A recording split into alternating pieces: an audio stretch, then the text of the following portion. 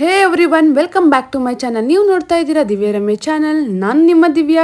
ಇವತ್ತು ನಾನು ನಿಮ್ಮನ್ನು ಕರ್ಕೊಂಡು ಹೋಗ್ತಾ ಇದ್ದೀನಿ 6ನೇ ಶತಮಾನದ ಪಲ್ಲವರಿಂದ ನಿರ್ಮಿತವಾಗಿರುವಂತಹ ಪಂಚತತ್ವಗಳಲ್ಲಿ ಒಂದಾಗಿರುವಂತಹ ಪೃಥ್ವಿಲಿಂಗವನ್ನು ಹೋಲುವಂತಹ ಕಾಂಚೀಪುರಂನ ಅತ್ಯಂತ ಹಳೆಯ ಮತ್ತು ಅತ್ಯಂತ ಪ್ರಸಿದ್ಧವಾಗಿರುವಂತಹ ಏಕಾಂಬರೇಶ್ವರ ದೇವಸ್ಥಾನಕ್ಕೆ ಇವತ್ತು ನಾನು ನಿಮ್ಮನ್ನು ಕರ್ಕೊಂಡು ಹೋಗ್ತೀನಿ. ಬನ್ನಿ, ದೇವರ ದರ್ಶನ ಕೂಡ ಮಾಡೋಣ. ನಾವು ಭೇಟಿ ಕೊಟ್ಟಾಗ ಇಲ್ಲಿ ಗೋಪುರಗಳ ರಿನೋವೇಷನ್ ನಡೀತಾ ಇತ್ತು. ಟೋಟಲ್ ಆಗಿ 4 ಗೋಪುರಗಳಿದೆ. ಎಂಟ್ರೆನ್ಸ್ ಅಲ್ಲಿ ಸಿಗುವಂತಹ ಗೋಪುರವನ್ನ ರಾಜಗೋಪುರಂ ಅಂತ ಕರೀತಾರೆ.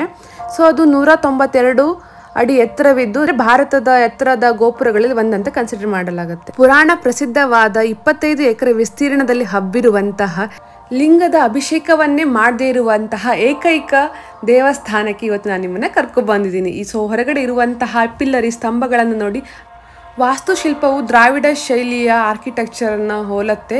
ಶಿವನಿಗೆ ಮುಖ ಮಾಡಿ ಕೂತಿರುವಂತಹ ನಂದಿಯನ್ನು ನೋಡಿ, ಅಲ್ಲಿ ಮೇಲ್ಗಡೆ ಸೀಲಿಂಗ್ ಅಲ್ಲಿ ನಿಮಗೆ ಸೂರ್ಯನ ಬೆಳಕು ಬರೋ ತರ ಮಾಡಿರುವಂತಹ ವ್ಯವಸ್ಥೆಯನ್ನು ನೋಡಿ, ಅವಾಗಿನ ಆರ್ಕಿಟೆಕ್ಚರ್ ಸುಂದರವಾಗಿತ್ತು, ವೈಜ್ಞಾನಿಕವಾಗಿತ್ತು ಅನ್ನೋದನ್ನ ನೀವು ಇಲ್ಲಿ ನೋಡ್ಬೋದು. ಈ ಏಕಾಂಬರೇಶ್ವರ ಟೆಂಪಲ್ ಏನಿದೆ, ಮೇನ್ ಆಗಿರುವಂತಹದ್ದು ಪಾರ್ವತಿ ದೇವಿ ಸ್ವತಃ ಮಾಡಿರುವಂತಹ ಮರಳಿನಿಂದ ಮಾಡಿರುವಂತಹ ಲಿಂಗದ ಪ್ರತಿಷ್ಠಾಪನೆ ಇಲ್ಲ ಇರುವಂತದ್ದು. ಇಲ್ಲಿ ನೀವು ನೋಡ್ತಾ ಇರ್ಬೋದು, ಸ್ಥಳ ಪುರಾಣದಲ್ಲಿ ಉಲ್ಲೇಖವಾಗಿರುವಂತಹ 3500 ವರ್ಷಗಳ ಹಳೆಯ ಮಾವಿನ ಮರದ ಕಾಂಡವನ್ನು ನೋಡ್ಬೋದು. ಶಿವನ ತಪಸ್ಸಲ್ಲಿ ಮಗ್ನವಾಗಿರುವಂತಹ ಪಾರ್ವತಿಯನ್ನು ಕೂಡ ಪ್ರತಿಮೆಯನ್ನು ಕೂಡ ಅಲ್ಲಿ ನೋಡ್ಬೋದು. ಬನ್ನಿ, ಇವಾಗ ನಾವು ಗರ್ಭಗುಡಿಯನ್ನ ಪ್ರವೇಶ ಮಾಡಿ ಸ್ವತಃ ಪಾರ್ವತಿ ದೇವಿಯೇ ಮರಳಿನಿಂದ ನಿರ್ಮಿಸಿರುವಂತಹ ಶಿವಲಿಂಗದ ದರ್ಶನವನ್ನ ಮಾಡೋಣ. ಈ ದೇವಸ್ಥಾನದಲ್ಲಿ ಶಿವಲಿಂಗದ ಪೂಜೆ ಅಷ್ಟೇ ಅಲ್ಲದೆ ವಿಷ್ಣು ಸ್ವಾಮಿಯ, ಕಾಳಿ ಅಮ್ಮನವರ, ನವಗ್ರಹಗಳ, ಗಣೇಶನ ಹಾಗೂ ಸಹಸ್ರಲಿಂಗಗಳ ಪೂಜೆಯೂ ನಡೆಯುತ್ತೆ.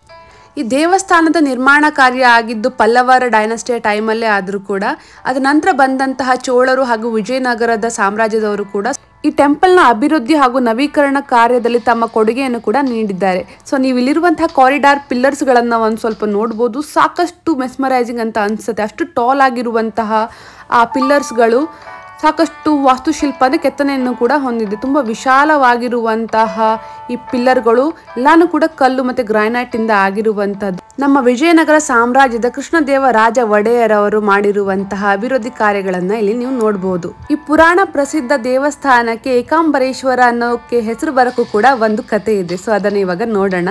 ಶಿವನನ್ನ ಪತಿಯಾಗಿ ಪಡೆಯುವಂತಹ ಇಚ್ಛೆಯನ್ನು ಹೊಂದಿರುವಂತಹ ಕಾಮಾಕ್ಷಿ ದೇವಿ ಅಂದ್ರೆ ಪಾರ್ವತಿ ದೇವಿಯು ಮರಳಿನಿಂದ ಶಿವಲಿಂಗವನ್ನು ಮಾಡಿ ವೇಗಾವತಿ ನದಿಯ ತಟದಲ್ಲಿರುವಂತಹ ಒಂದು ಮಾವಿನ ಮರದ ಕೆಳಗಡೆ ಕೂತು ಘೋರ ತಪಸ್ಸನ್ನು ಮಾಡಕ್ಕೆ ಆರಂಭಿಸ್ತಾರೆ. ಪಾರ್ವತಿಯ ಭಕ್ತಿಯನ್ನು ಪರೀಕ್ಷಿಸಲೆಂದೇ ಶಿವನು ಪ್ರವಾಹವೊಂದನ್ನು ಸೃಷ್ಟಿ ಮಾಡ್ತಾರೆ. ಸೊ ಅದ ನಂತರ ಪ್ರವಾಹದಿಂದ ಕೊಚ್ಚಿ ಹೋಗುವಂತಹ ಶಿವಲಿಂಗವನ್ನು ಕಾಪಾಡಲೆಂದು ಪಾರ್ವತಿ ದೇವಿಯು ತನ್ನ ಕೈಗಳಿಂದ ಅದನ್ನು ರಕ್ಷಿಸಿ ಆ ಲಿಂಗವನ್ನ ಕಾಪಾಡುವಲ್ಲಿ ಯಶಸ್ವಿಯಾಗುತ್ತಾಳೆ.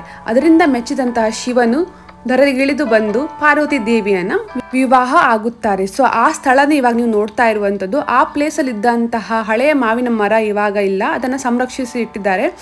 ಅದೇ ಪ್ಲೇಸ್ ಅಲ್ಲಿ ದೇವಸ್ಥಾನ ಮಂಡಳಿಯು ಬೇರೆ ಒಂದು ಮಾವಿನ ಮರವನ್ನು ಬೆಳೆಸಿರುವುದನ್ನ ಇಲ್ಲಿ ನೀವು ನೋಡಬಹುದು. ಅಲ್ಲೇ ಒಂದು ಪುಟ್ಟದಾದ ಒಂದು ಮಂದಿರವನ್ನ ಮಾಡಿದ್ದಾರೆ. ಶಿವ ಪಾರ್ವತಿ ಹಾಗೂ ಪಾರ್ವತಿಯ ಮಡಿಲಲ್ಲಿ ಕೂತಿರುವಂತಹ ಸುಬ್ರಹ್ಮಣ್ಯ ದೇವರನ್ನ ಇವಾಗ ನೀವು ನೋಡ್ಬೋದು. ನೋಡಿದ್ರಲ್ಲ ಫ್ರೆಂಡ್ಸ್, ಸಾಕಷ್ಟು ಸ್ಪೆಷಲ್ ಆಗಿರುವಂತಹ ಹಾಗೂ ತುಂಬ ಪ್ರಸಿದ್ಧವಾದ ಪೌರಾಣಿಕ ಕಥೆಯನ್ನು ಕೂಡ ಹೊಂದಿರುವಂತಹ ಕಾಂಚೀಪುರಂನ ಅತ್ಯಂತ ಹಳೆಯ ಹಾಗೂ ದೊಡ್ಡದಾದ ಟೆಂಪಲನ್ನು ನಾವು ನೋಡಿದ್ದೀವಿ. ಬನ್ನಿ ಹಾಗೆ ರೌಂಡ್ ಹಾಕೊಂಡು ಹೊರಗಡೆ ಒಂದು ರೌಂಡ್ ಹೋಗೋಣ. ಸೊ ಪಿಲ್ಲರ್ಸ್ಗಳನ್ನು ನೋಡೋದನ್ನ ಮರಿಬೇಡಿ. ಹಾಗೆ ಇಲ್ಲಿ ನೀವು ಸಂರಕ್ಷಿಸಿರುವಂತಹ ಮಾವಿನ ಮರದ ಕಾಂಡನ್ನು ನೋಡಿ.